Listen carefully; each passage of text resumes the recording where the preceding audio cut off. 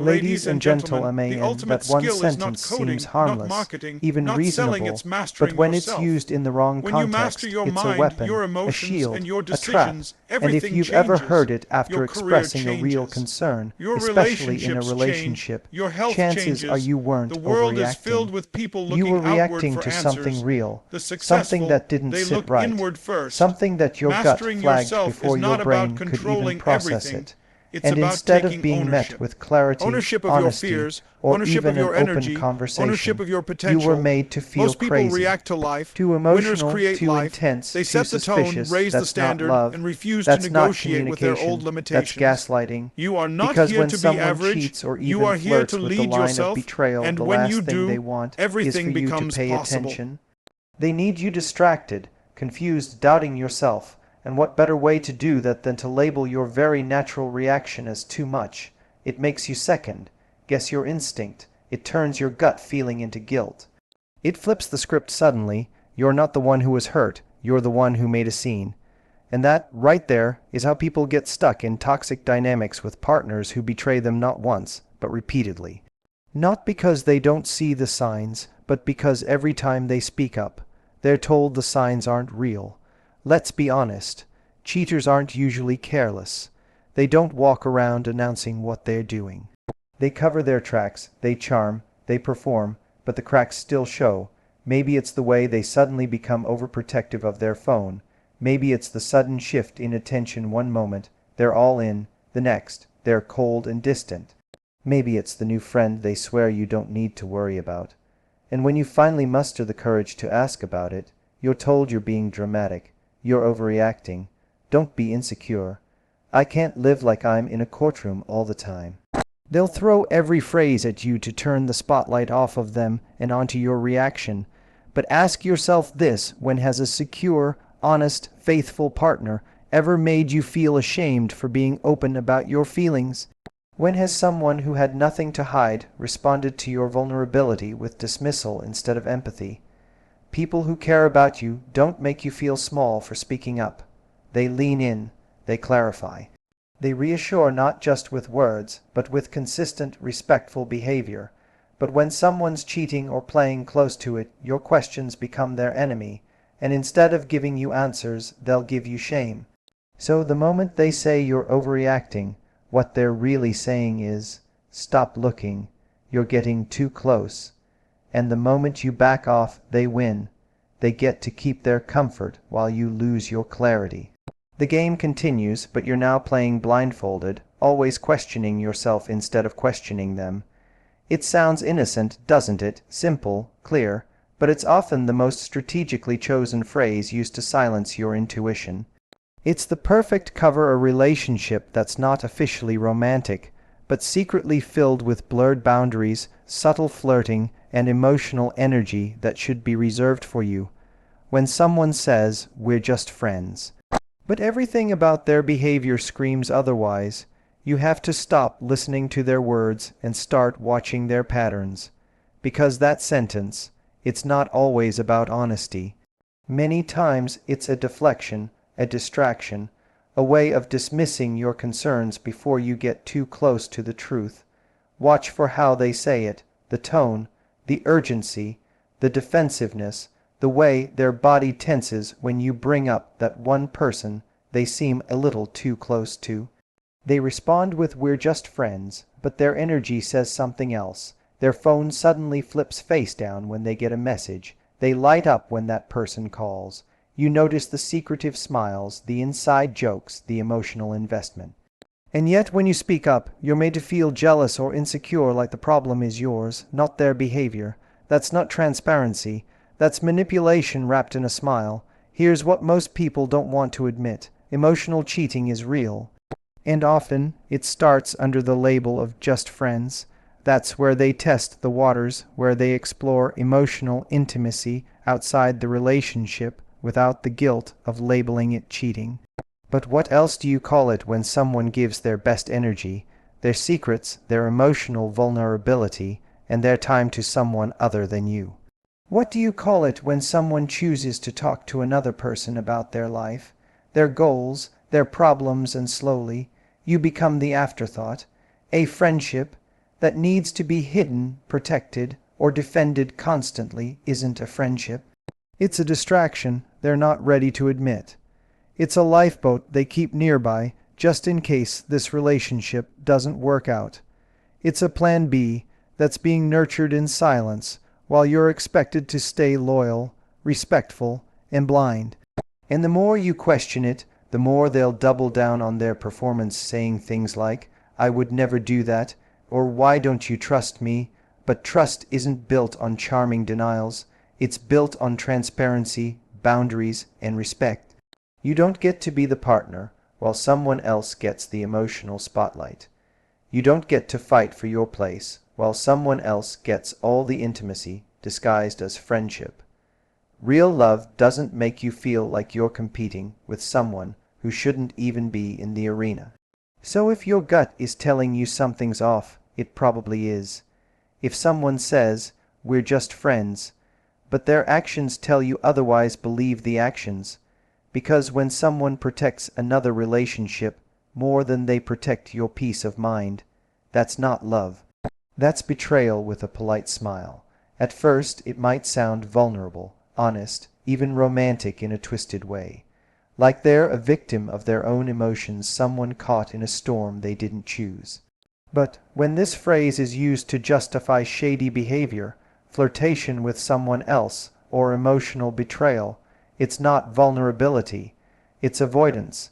It's the art of dressing up poor choices in emotional language to make them seem deep and human instead of selfish and careless. When someone says, "I can't help what I feel," what they often mean is, "I'm not going to take responsibility for what I do with those feelings." Let's be clear, attraction isn't a crime, it happens. We're human, we notice people, but acting on that attraction when you're in a committed relationship, that's not something that just happens. That's a choice, a decision, a boundary being crossed step by step. People don't accidentally cheat physically or emotionally. They walk into it, one decision at a time, one moment of justification at a time, and the phrase "I can't help what I feel" becomes the shield. It removes all ownership. It flips the focus from their betrayal to their suffering. Now, they're not the one who hurt you, they're just someone who couldn't control their heart. This is where the manipulation starts to seep in. Because the second they say this, you might begin to feel guilty for being upset. You might start thinking, well, maybe they didn't mean to hurt me, maybe they're just confused. But confusion doesn't lead to consistent disrespect. Confusion doesn't look like hiding messages, emotionally investing in someone else, or pretending nothing's wrong while your heart slowly breaks. You don't get to hurt someone and use your feelings as a free pass. Love without accountability isn't love, it's chaos with charm.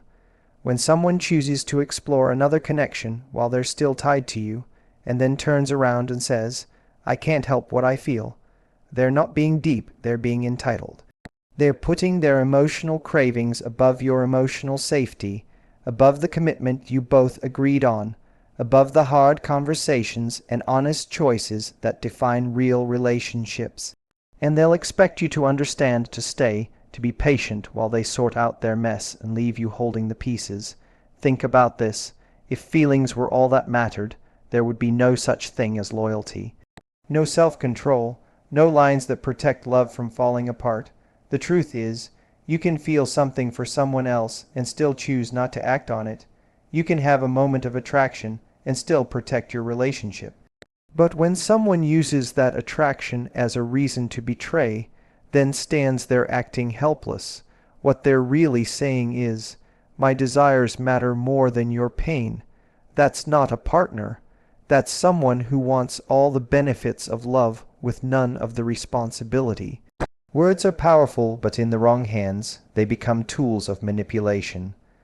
When someone is hiding something, especially in a relationship, they don't usually lie with silence. They lie with charm. With carefully rehearsed phrases, with words that seem sweet on the surface, but are designed to keep you from digging deeper. This is what many people don't realize. Cheaters don't always avoid communication, they use it to keep control. They use the right tone, the right timing, and the right language to make you question your instincts instead of their behavior. It's not just about what they say, it's how and why they say it. Think about how many times you've heard something like, "You're the only one I want," while their actions were telling you the opposite, or "You're everything to me," right after you found a suspicious message on their phone. Those statements don't always come from love, they come from panic. From the fear of getting caught, from the need to keep you emotionally attached just enough so that you don't leave, but also don't look too closely. It's emotional smoke and mirrors. They use declarations of love like band-aids trying to cover up open wounds they caused. What makes it so dangerous is that it feels real. It feels personal. When someone looks you in the eyes and says, "I would never hurt you," right after hurting you, it causes emotional whiplash. You want to believe them. Your heart clings to the version of them that's soft, spoken, apologetic, and comforting, and so you start to ignore what you saw, what you felt, what made your stomach drop. You trade your truth for their tone, your boundaries for their charm. That's how the cycle starts, and it's how it continues. They don't need to physically cheat again to keep betraying you. They just have to keep you emotionally confused. That's the trick. They keep you hoping, hoping they'll change, hoping this time it's different, hoping the words mean more than the patterns. But deep down, you already know, truth doesn't need to be dressed up in poetry.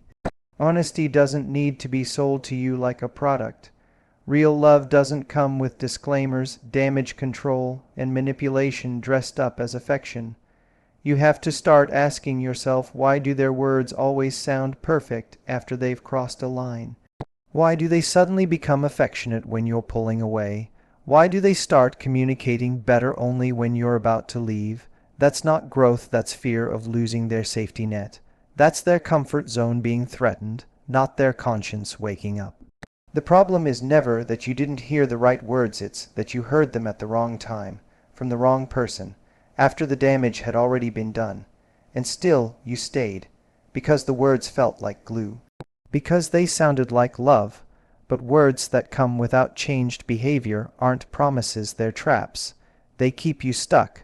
They make you second guess what your gut already knew, and the longer you listen, the further you drift from your own truth.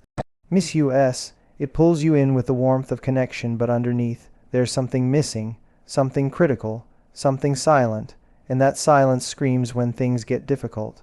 Because when someone claims to love you but consistently disrespects your time, your boundaries, your emotional safety, what they're giving you isn't love, it's possession, it's emotional dependency, it's attention wrapped in neglect. You'll know it's happening when you start to feel unheard, even when you're speaking clearly. You'll explain what hurts you, and they'll nod, apologize, promise change, but nothing actually shifts. Days go by, weeks, the same pattern returns, the same dismissals, the same lies, and yet they say they love you, and part of you believes them, because love is what you're craving, because deep down you want it to be enough. But love without respect is like fire without oxygen. It may spark, but it won't last, and what's worse, it burns everything around it on its way out.